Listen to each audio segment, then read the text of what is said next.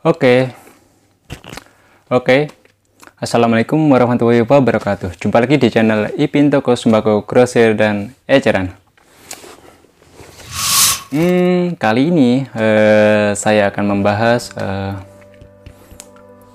buka usaha toko sembako dengan modal 15 juta rupiah dan mendapatkan tambahan modal dari distributor 100 juta rupiah sampai 200 juta rupiah secara cuma-cuma dan tanpa bunga. Nah, kalian mau tahu caranya? Ya, simak terus ya teman-teman sampai selesai ya teman-teman. Jangan sampai dipotong, nanti kalian gagal paham ya teman-teman.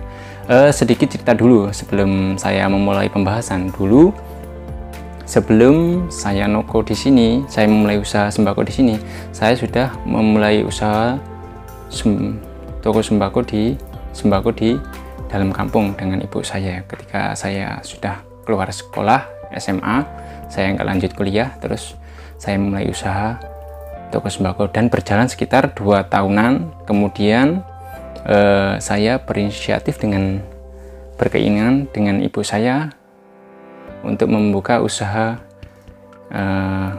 di jalur utama atau di luar kampung, dan saya dan ibu saya sepakat kalau modalnya kita pisah, yang toko di dalam kita pisah jadi 2. Nah, ini kalau dihitung15 waktu sekitar tahun 2012-an, 2011, 7 tahun ke belakang atau 2 tahun ke belakang, ini sekitar 15 jutaan, dan ini ya lumayan ya, sudah mendapat banyak.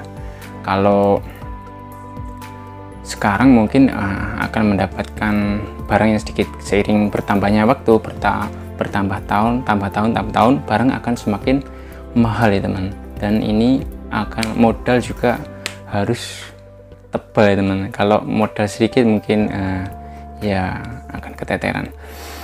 Dan dulu tempat ini yang dibuat ini dulu dibuatkan bapak ibu saya.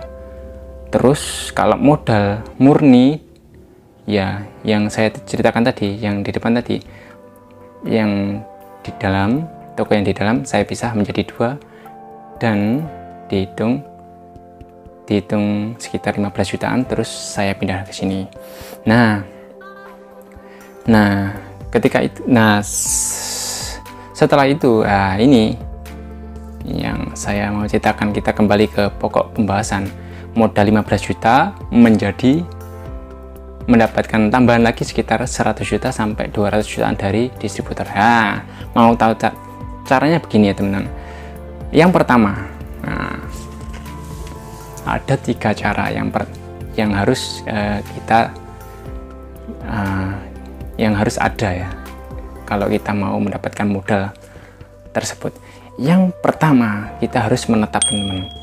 Kalau kita pindah-pindah, tentunya seorang distributor mungkin mereka nggak bakalan percaya kalau kalian akan dikasih modal ya, karena kalau contoh lah, kalau kita berpindah-pindah mungkin si distributornya akan kesulitan ketika mereka menagih uang kita, atau kalau kita sudah jatuh tempo.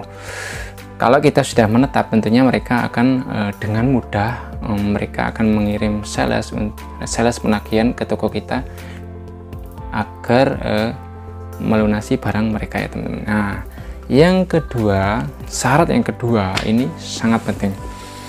Kita harus di jalur utama, atau kalau enggak kita harus di pasar, agar distributor mereka tahu letak kita dengan sangat mudah dan mudah dijangkau.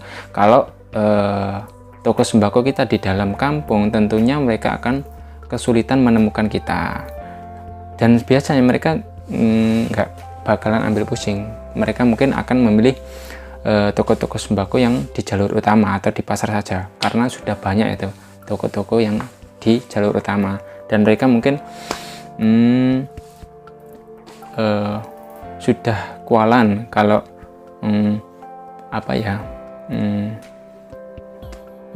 mempunyai toko yang di di pinggir jalan atau di pasar, melayani mereka saja sudah bingung. Dan yang ketiga adalah dengan menyiapkan, gampang sekali nih syarat yang ketiga, menyiapkan stempel dan juga tanda tangan kita tentunya. Ya, ini persyaratan terakhir. Ketika kita sudah dipercaya oleh distributor, tentunya ini sangat enak ya. Dan ketika kita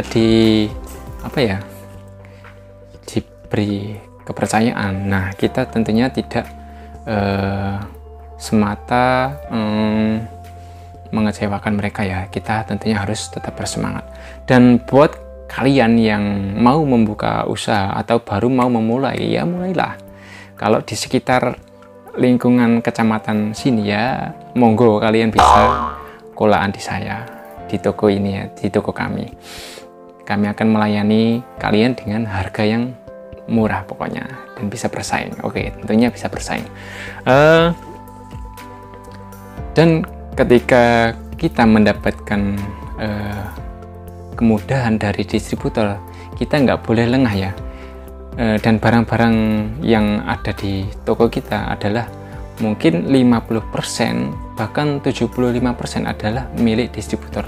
Dan kita nggak boleh menganggap barang itu adalah milik kita semua. Kalau kita menganggap barang itu milik kita semua, tentunya kita akan mungkin pikiran kita akan wah, milik kita sendiri. Akhirnya kita nggak fokus. Kita akhirnya di saat jatuh tempo, kita waktunya membayar, kita kewalahan. Jadi kita harus benar-benar bekerja keras, menawarkan barang-barang mereka agar ketika jatuh tempo barang mereka habis dan menjadi uang, dan kita membayarkan mereka dengan tepat waktu. Ya begitulah. Dan jangan sampai kita mengecewakan mereka. Ini kesempatan yang sangat baik buat toko kita. Jadi kita harus mempunyai kepercayaan di hati mereka kalau toko kita itu benar-benar bisa, dan mereka pokoknya mereka nggak rugi kalau mereka ngasih modal ke kita. Ya kita harus bersemangat.